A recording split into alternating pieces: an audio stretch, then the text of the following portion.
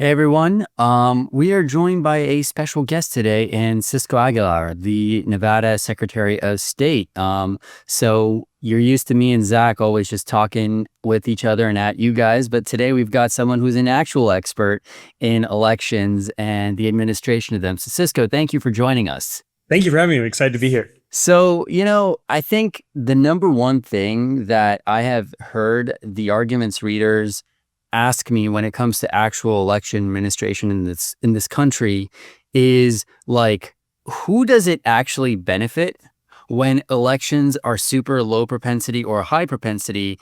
And then what happens if, the Supreme Court, if the Republicans got their way and either passed the SAVE Act or abolished mail-in voting altogether? Those are two very common questions I get by email, comment, everything. I could give my opinions on those, but I figured it's better to get an actual expert. So we're going to be quizzing you about all that today. I'm excited about it. I can answer those questions. It's a fascinating detail. And the fact that Nevada has implemented so much technology in our election systems and our process, we now have data to really look at the situation and make strong decisions. We're just not making anecdotal decisions about our elections.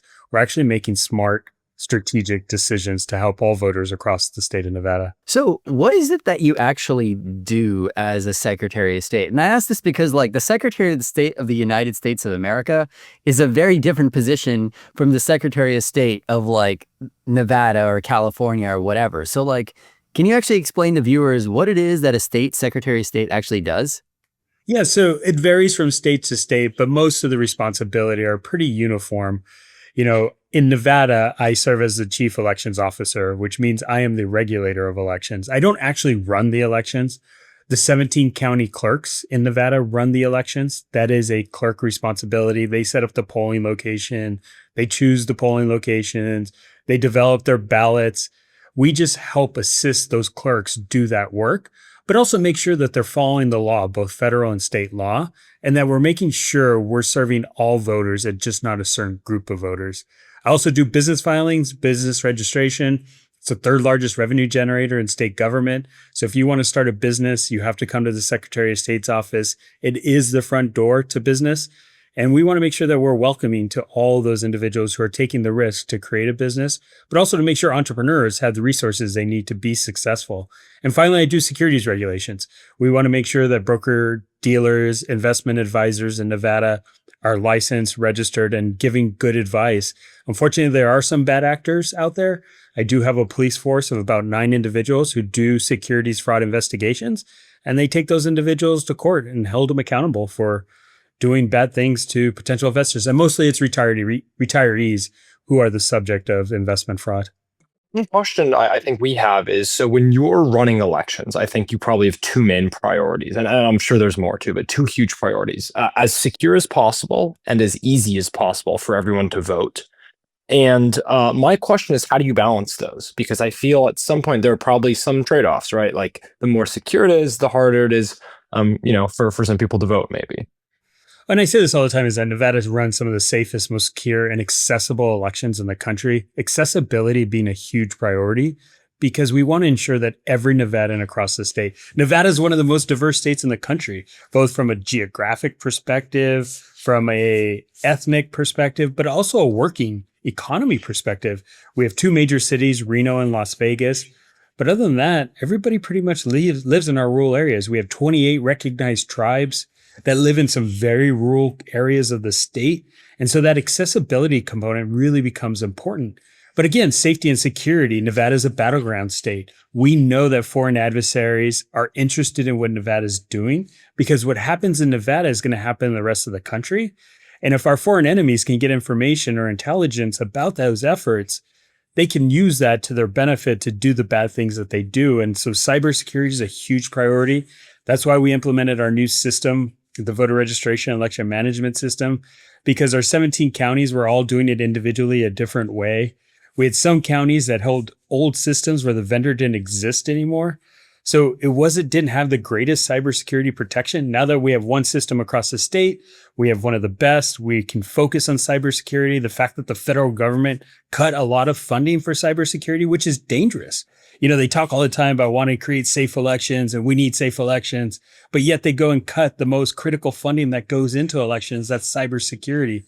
And so when you're looking at the elections, you have to make sure the accessibility, especially from my philosophy, accessibility comes first. We need to make sure people have a voice and that they get an opportunity to exercise that voice.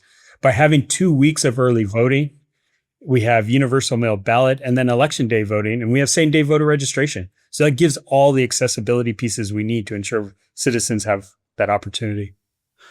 Well, but I think, so Cisco, one thing is that, like, I agree with you that this government, this Republican government, right, has really gone out there to say that they don't think voting should be more accessible. And it's, I think, born out of a misunderstanding of what the coalitions are, as much as it is a deep principle of believing certain groups or certain types of votes shouldn't be cast. But I will also point out that I think for a long time under both administrations, the election administration solutions that I have seen being proposed have been very subpar. Like, so what you say is that, like, the state secretary of state really is just like a large tech CEO in the state government, right? I'm like, so glad you that's said basically that, what you because- guys are doing. Yeah. No, I say that all the time. The Secretary of State's office is a technology company. Our services Yeah. are only as good as the technology we have. And unfortunately, the Secretary of State's office in Nevada had really shitty technology. It was broken, it was old. And we've been working really hard over the last 2.5 years to build it up and take us out of that technology deficit. And, MIT just ranked our elections number 2 in the country because of all the work we've done to make it secure, but to also make it accessible. And there are business filings, like being the 3rd largest revenue generator. That's just additional money we can take. Montana was getting a lot of business from us for a long time, Wyoming, but that technology is critical. And the fact that the federal government doesn't continue to fund it, the fact that yesterday they fired all the elections administration commissioners, that's a critical function because they do help secure funding for these types of initiatives and for this type of technology. And they're also responsible for leading the technology development. And with those commissioners gone, the federal government's putting this country in a huge, huge jeopardy by not having that forethought, not having that strategy, and just being what it is. But, well, I think that's right. I also do wonder, though, right? Like, the advancements that a lot of states have made over the last 2 years in modernizing the computer technology behind voting, and making elections more secure, it strikes me that there are Republican states and Democratic states, and Republican governors and Democratic governors alike, that actually do a really good job on this. But there are some states that are Democratic run, some states that are Republican run, that do a really, really bad job. So I'll give you an example. My home state of California takes about 1 month to count the votes. And this leads to all types of conspiracy theories, which then gives governments, right, and like bad actors faith to say that, like, hey, like, this is a rigged process. This isn't any good. What are we doing here? Why is there so much fraud? But, like, the thing is, I feel like secretaries of state often dig this hole for themselves where they're so insistent and they want to rightfully claim, like, look, there is no fraud. Everything is as it is. It's just a process. But in the process of defending the process, they end up creating more mistrust among the electorate. So I guess to ask what Zach asked, but ask it a bit more directly, how do you balance making sure that everyone can vote, get their votes in on time, right? Like, you guys have a lot of rural tribes in Nevada that literally do not have internet access. So you can't, it's much harder to get to them than anywhere else.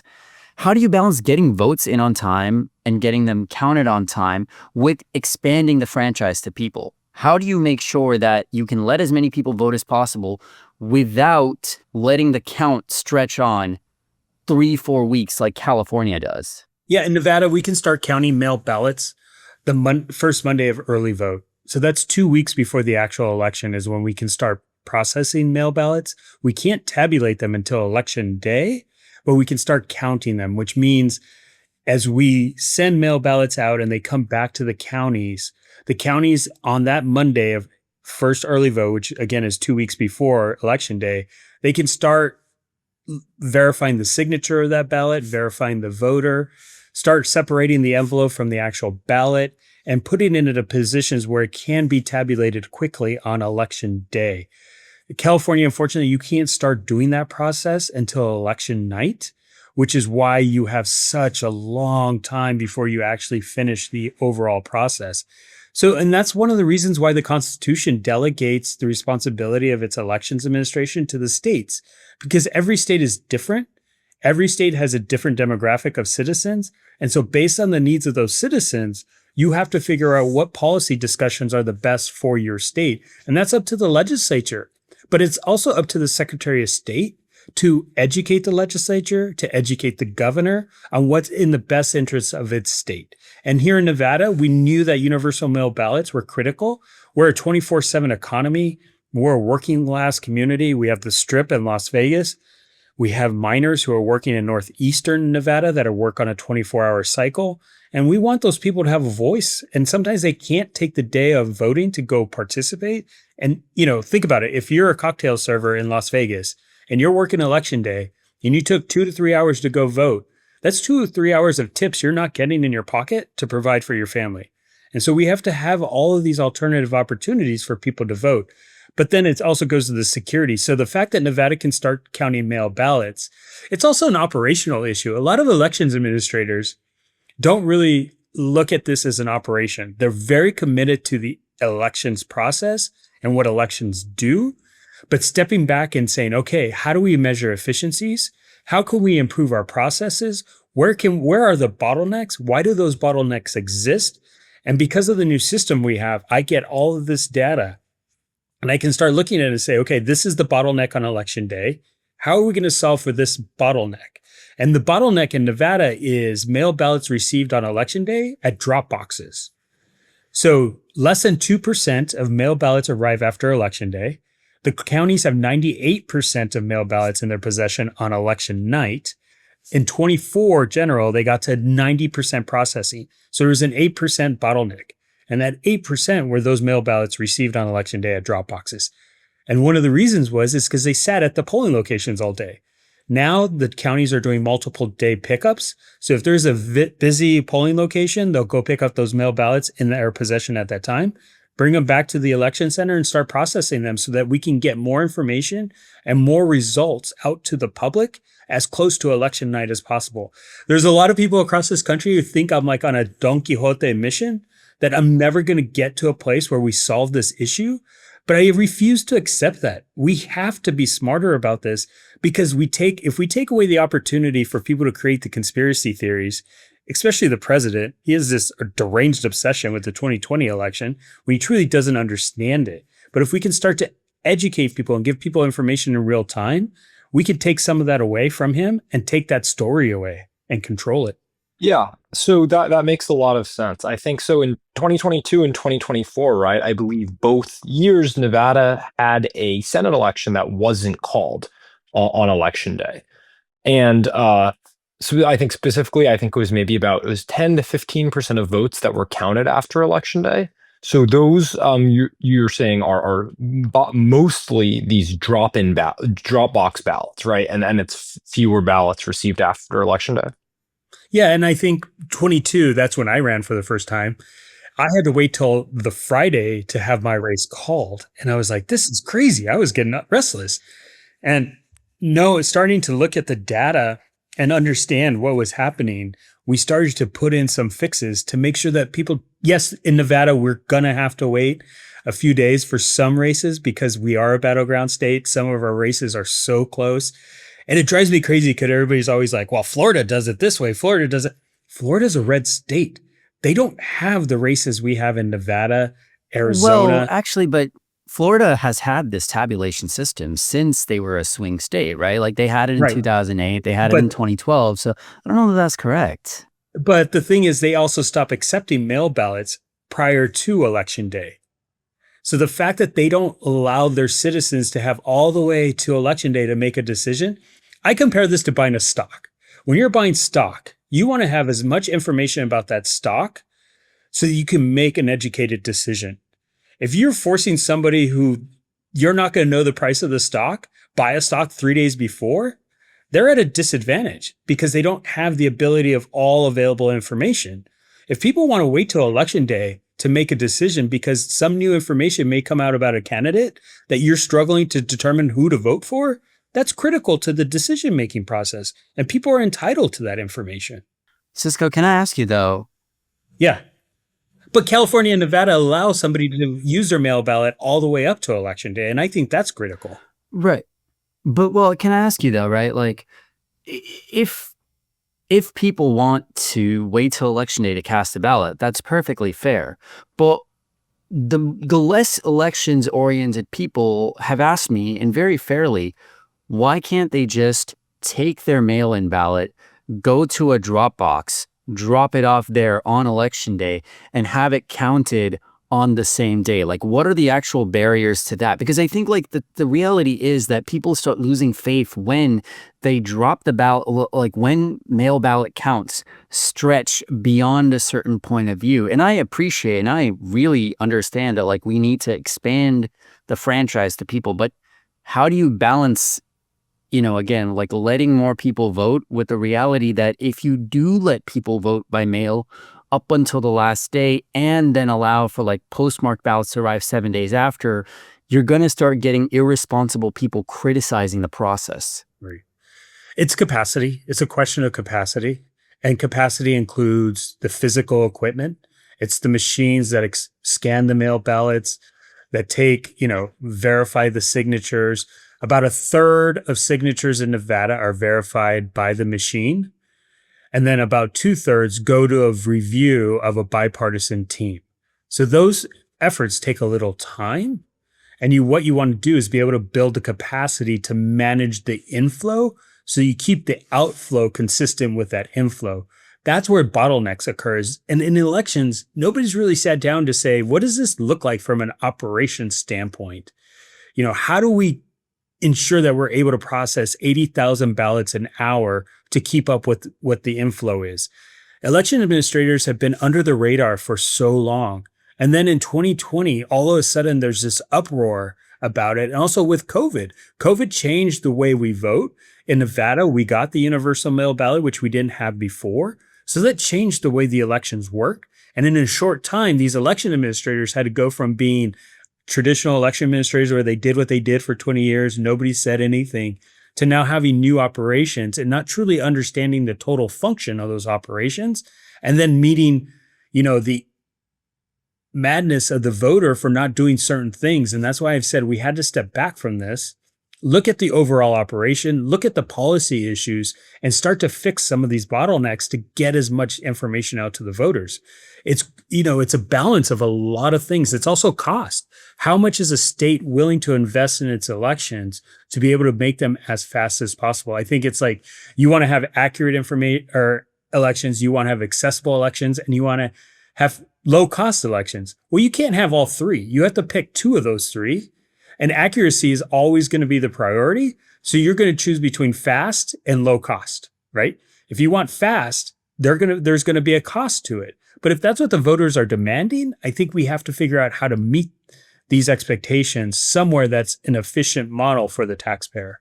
So to give people some background, there are states like Arizona, Colorado, Utah, the ballots have to arrive by election day. In Nevada, I believe it's the fourth day they can arrive as long as they're postmarked by election day. In California, it's then 7 days. And in Washington, I think it's even, there's no deadline.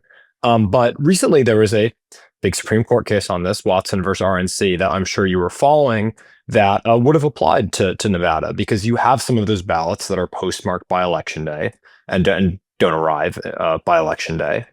And I was wondering if it had gone in the other direction where you couldn't receive ballots by the fourth day anymore. What would this have meant? What would you say the drawbacks would be? Because I assume there would be drawbacks because you guys aren't, deciding to change this law yourself. What would this federal intervention have meant for Nevada? It would have been disastrous, to be honest with you. And I think the group that would have been the most disastrous would have been for military members serving overseas. And who are Nevadans? They have a right to have a voice in this process. Given the global conflict that it's existing, it's made it even harder for mail ballots to be returned to the state because one, the Postal Service isn't servicing certain territories. And then for it to take the time that it takes to get back to us, some service members wouldn't have been able to have their ballot counted. And that's unfortunate. They're out there sacrificing their lives. They're fighting for our freedoms. And one of those freedoms is a fundamental right to vote. So I think that's one population of voters that would have been significantly hurt. The other is just those that are in rural communities. 86% of registered voters in Nevada have used a mail ballot since 22.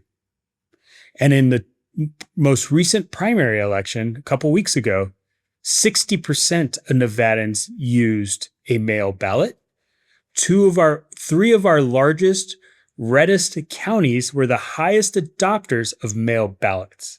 So what you're saying is you're going to give preference to urban core versus the rural community.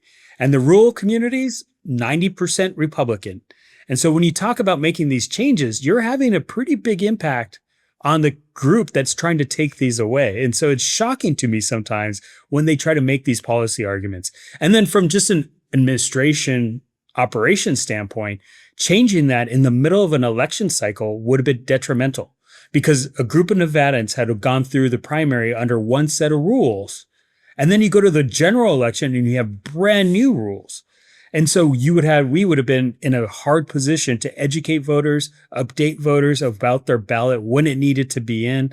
We fully expected it to happen. And I attended the oral arguments in person.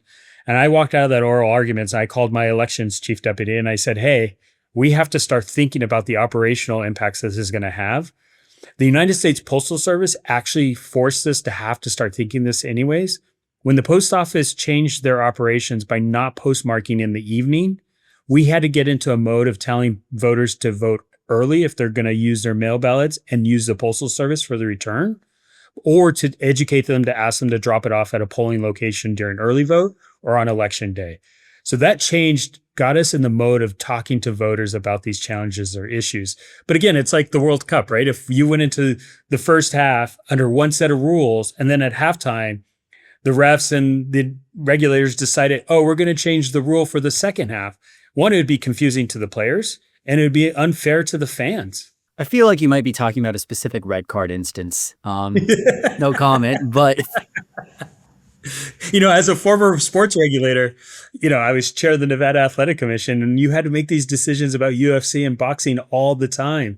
And there were some things so you were the one behind do. all of those fights. Yes. And so when I heard about that red card situation, my sports regulator brain went, what? And then when he did the press conference and related the red card to the 2020 election, my brain just exploded at that point. I was like, man, this dude just doesn't understand.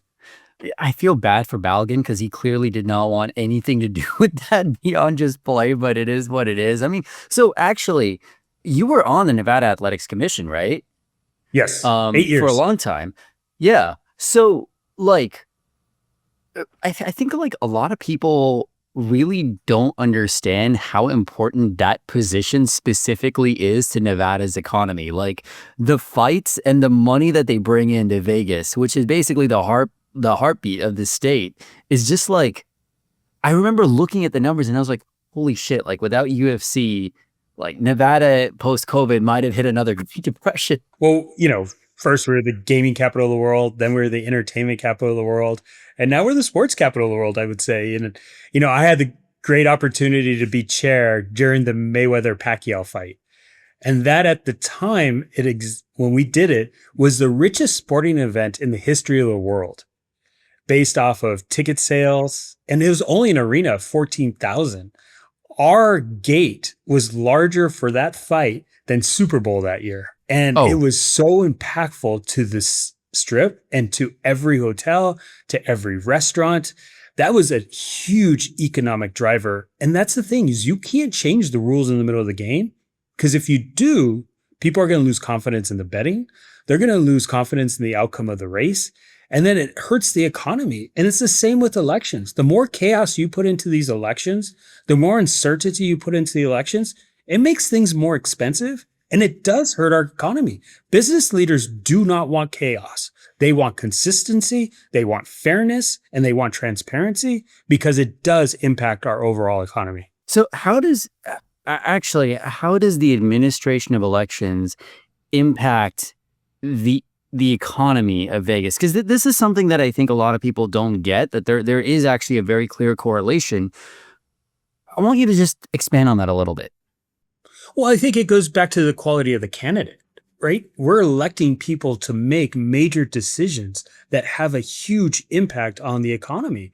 If somebody who is qualified to be governor or to be in a state leadership position, you want the most qualified person to come forward. And if the most qualified person is going to sit out because they're like, I'm not going to participate in this chaos. This is nuts. I'm not signed up for this. I'm signed up to do the job. I'm there to do the service, but I'm not going to go through a chaotic process where a certain individual who doesn't have an understanding of the overall process is going to call my election something that I don't think is true.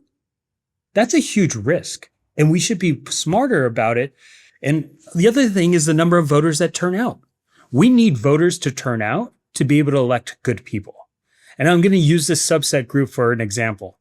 30% of Nevada voters are Latino. And this constant conversation about non-citizens voting is targeted at them as voters.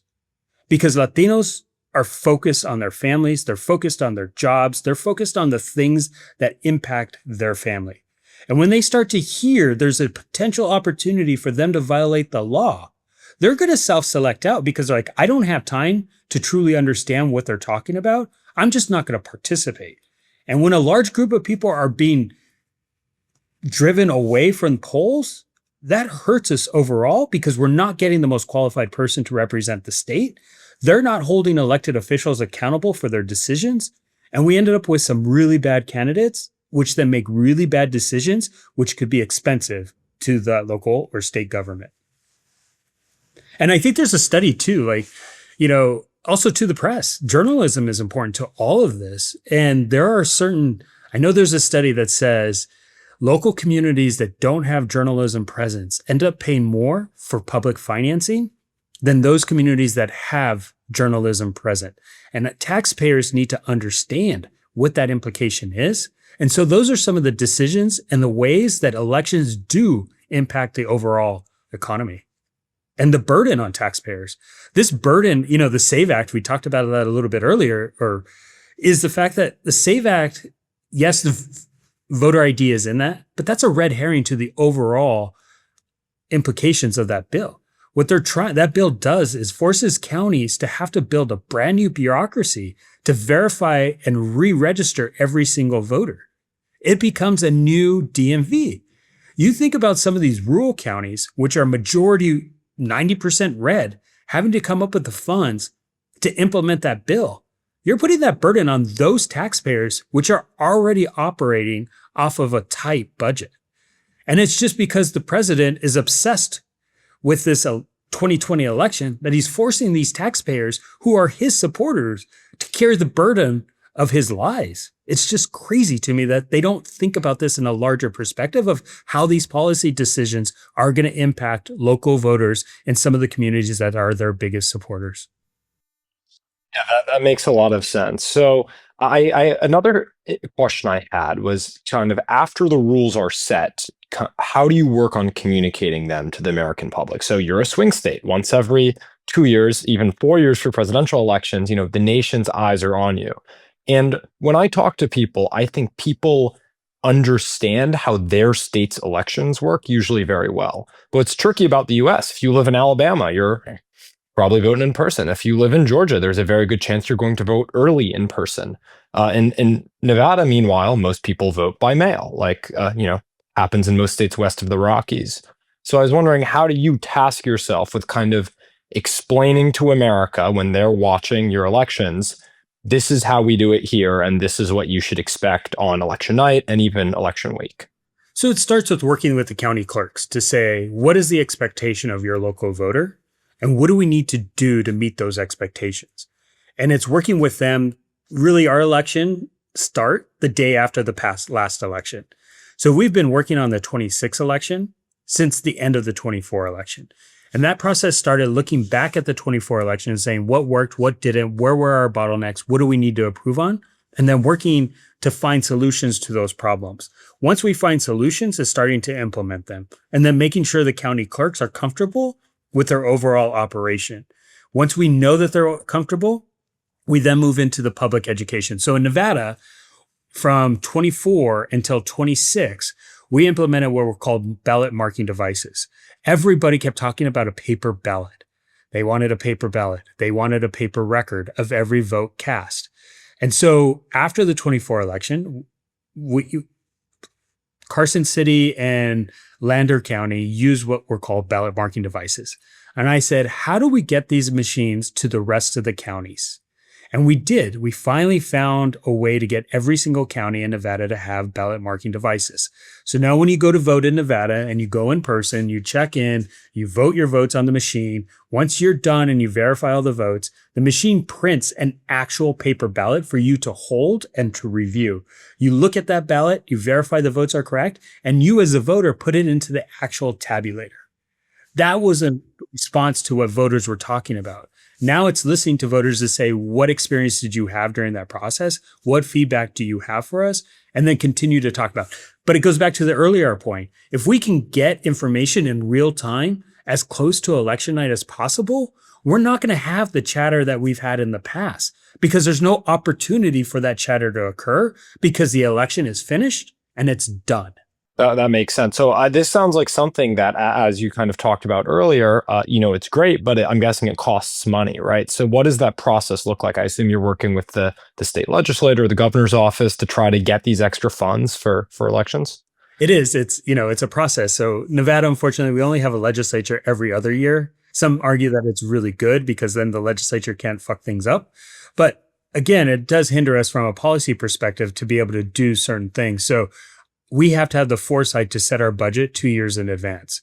And it takes some education of the governor because the governor puts the original budget together.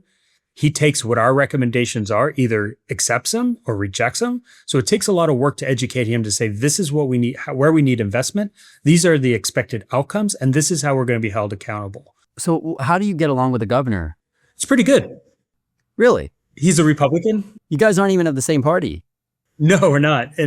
But thankfully, the last 2 budget cycles, he's given me everything I've asked for. And that's because I think I've taken the time to educate him about it, to get his input into what I'm trying to accomplish, to get his buy-in. But then I also have to sell it to the legislature after that point. And going through the legislative process can be tough. That's supermajority Democratic. It is on the assembly side. The Senate is only, it's a single vote. But yes, the Democrats do hold a majority. Yeah. And so it's hard because also too, you're fighting with other priorities of everybody has to deliver to their constituents. And so everybody's going to want to make sure they get their priorities funded. But I think everybody agrees that our elections are a critical part of this process, especially now. And thankfully, we made some significant investments. The cybersecurity piece, my first budget hearing at the legislature, the chair asked me, what's your biggest concern? And I said, cybersecurity. And then later that year, the state suffered one of the most massive cyber attacks that any state government in the history of the country has experienced. But thankfully, the Secretary of State's office was completely protected. We were secure. And if I needed to run an election during that period, I could have, and the voter would have not known a difference. Let's just game out something, okay? Let's say the Republicans actually got their way at the Supreme Court. Let's just say that all mail-in balloting was, we had to get all mail-in ballots by election day. Okay, let's just say that happened. I know there's a lot of ethical and service and communication implications of that. But what would the partisan implications of that be? Who would actually have been hurt if you said tomorrow, no more mail ballots past, a certain point in time? That's it. It's way stricter than what we had before. Too bad. Who would actually have been hurt by that?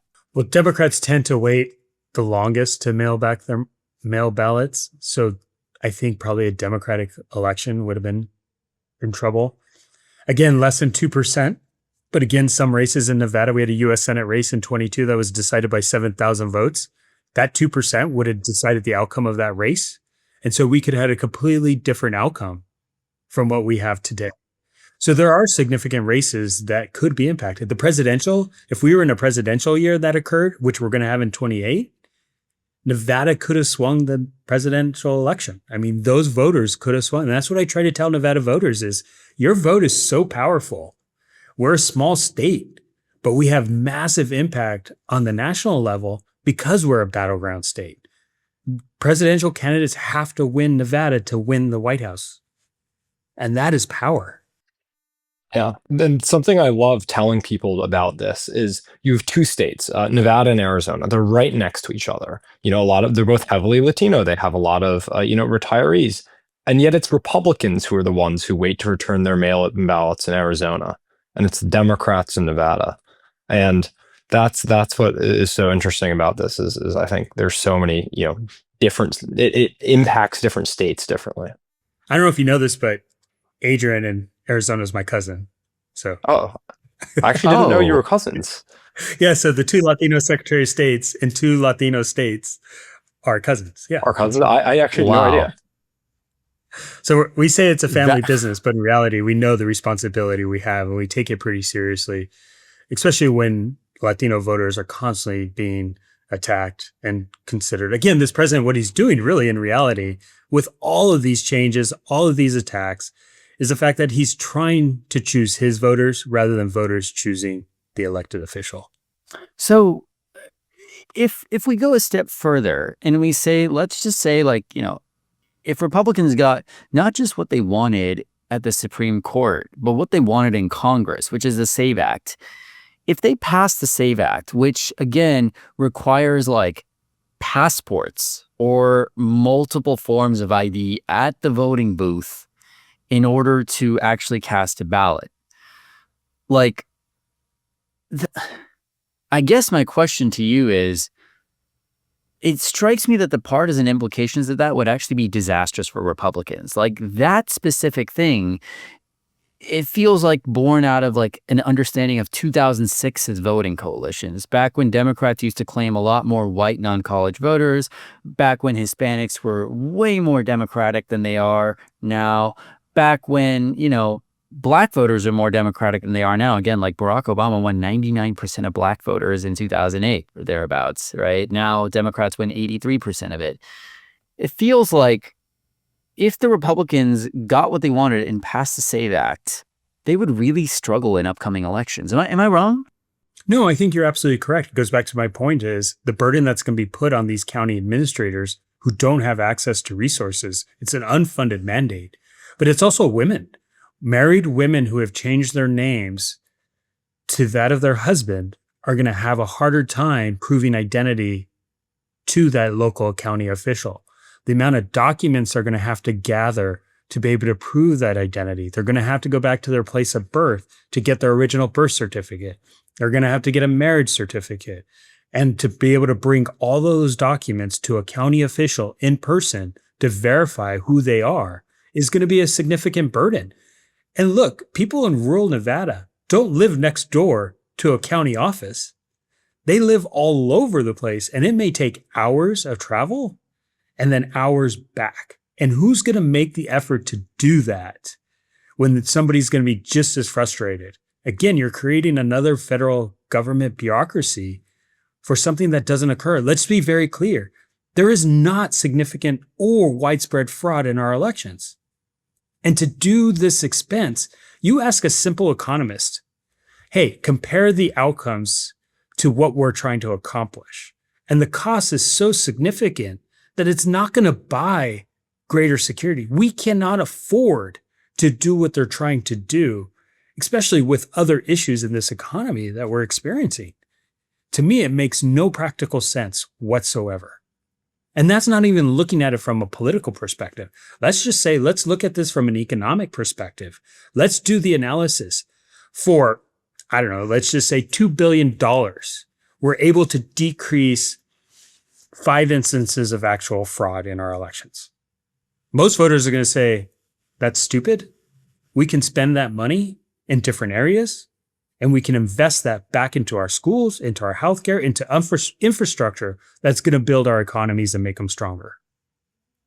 Yeah, so the SAVE Act is one way I think the federal government can change how elections are administered. I think, what I always try to tell people is states and you in Nevada have so much power about how elections are administered. But you have to play within, a set of rules the federal government sets. So I was wondering what your process is for communicating with, Congress or the executive branch. Maybe there are some federal rules you want changed. Do you think things that your state does well, you maybe even want other states to have? What's that process like for you? It's communication. It's working both sides of the aisle. Nevada is pretty lucky. We have 2 U.S. Democratic women senators. We have 4 seats in the House. 3 of those seats are held by Democrats. 1 is held by a Republican. And I work closely with that Republican. We talk about these issues. And that, I think, is the key, is to say, what are the challenges? What are the struggles? And what can we do to fix them? Rather than the federal government not understanding these processes or having a conversation and just dictating to us. Look, Nevada has a ballot initiative for voter ID that went through and passed in 24 by 73%. It's on the ballot again in 26. But the difference is that's Nevadans deciding what's in the best interest of Nevada. It's not the federal government shoving down our throat without truly understanding the Nevada voter base. And that's, I think, the difference with this administration is they're just coming up with these conspiracy theories and these ideas that are unproven both in the court of law and other forums, and shoving down these policy theories down our throats that may not fit that state or be the right answer for that state. And so again, it comes back to conversation. It comes back to having a working relationship. And it's not the intimidation and it's not the threatening attitude that they've taken. The fact that, we received a wonderful love note from the DOJ this week telling us that we needed to do certain things with the election, or we're going to be held criminally liable. That doesn't help for election administration. It makes us more insecure, because who's going to want to go work in elections? Whereas if they make a simple mistake, they have a potential criminal liability. Most people who work in state elections and local elections aren't making the money to afford criminal counsel at a moment's notice. That's a turnoff. And we need experienced people. We need consistency. We need smart people. We need dedicated people to work our elections. That builds safety and security. It strikes me that if you took this administration's election rhetoric at its face, it strikes me that they don't understand where their votes come from, but also how people actually vote. This frustrates me because I think and I'm going to be fair here. I think it's not like Democrats understand their voters either, but the difference here, in my view, is that Democrats aren't actively trying to make it harder for people to vote, which, I'll be frank, if the Democrats did what was politically expedient, they probably would have just let the SAVE Act pass, because that would actually end up locking Republicans out of a lot of states, weirdly enough. But this leads me to another question, the one I want to wrap on. If you work with a Republican governor, in fact, you work with Steve Sisolak, and then you work with Joe Lombardo since his election. And, when you were in the Nevada Athletics Commission, you work with Steve Sisolak, right? No, 2 Republican governors, Sandoval and Gibson. Oh, so you weren't in the commission at the time when Sisolak was governor? Correct. Okay. So that actually, that makes this question even better, because my question for you is, in the process of working with a Republican governor, when they have to satisfy their primary electorates, all of which, by the way, believe the Republican theories about fraud hook, line, and sinker. Maybe the only exception is Georgia, actually, with Brian Kemp and Raffensperger. That's it. Other than that, Lombardo has to answer to a primary electorate that earnestly believes that mail-in voting is bad, that the SAVE Act is bad. How do you communicate in a way that allows them to thread their political reality that they need to thread to win re-election with the basics of actual administration of a state? Because it strikes me that this is a problem Republicans are facing a lot, which is that their elected officials know a lot of this is baloney and hogwash. Doug Ducey ran into this problem too in Arizona, but they feel like they can't do anything unless they lose their seats. And a lot of them are not willing to go on a limb and lose their seats if that's what it means. So how do you thread that needle and help work with them in a way that lets you make progress without them stonewalling you? So I think the fact that this is my first political office, I never intended to be in political office. I came from the private sector, and approaching this from a very pragmatic approach, right? Is not talking about anecdotal situations or feelings, but saying, here is the reality. Here are the facts. Here's the data that is showing you what voters' expectations are, how voters are voting, why they're choosing to vote this way, and then having information to say, actually, no, less than 2% of mail ballots arrive after Election Day, and 95% of that 2% arrives within 24 hours of the election center. So this idea that 4 days later, a bunch of ballots are coming in, it's not true. The counties already have the possession of those ballots. They're just running into a capacity issue, but nobody's held them accountable to say, how are you meeting these capacity issues? And talking about it in a way that's not defensive, it's not a way of trying to sell an idea, but presenting it in a very pragmatic, fair way that the average person understands how this works. But a key to that also too is giving information and having transparency into the process. Nevada built a dashboard, and we're one of the first states to do this, that showed in real time how many voters in every county were turning out every 6 minutes, but also I showing loved this, by the way. This was awesome.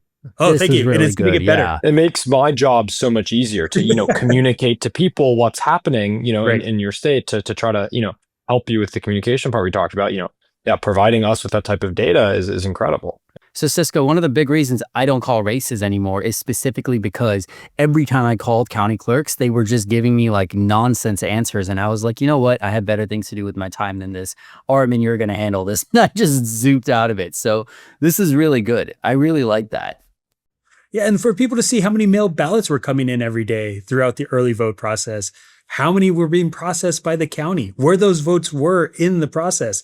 I was disappointed we couldn't get it live for Election Day, but it'll be live for Election Day in the general election coming up so that people really, that technology, again, people have adopted technology in their everyday lives. They have a certain expectation to know certain information. And we as elections administrators have to understand what those expectations are and make sure we try to meet them within the election space so that because it's become the norm. The fact that a person could know where their pizza is when they order it on an app to the time it arrives at their door, that is more information than they knew about their ballot at one time. And we need to make sure that we had that information available to voters. That's why I say I've been obsessed with the modernization and the innovation of the Secretary's office, because that's the only way we're going to be able to counter this misinformation.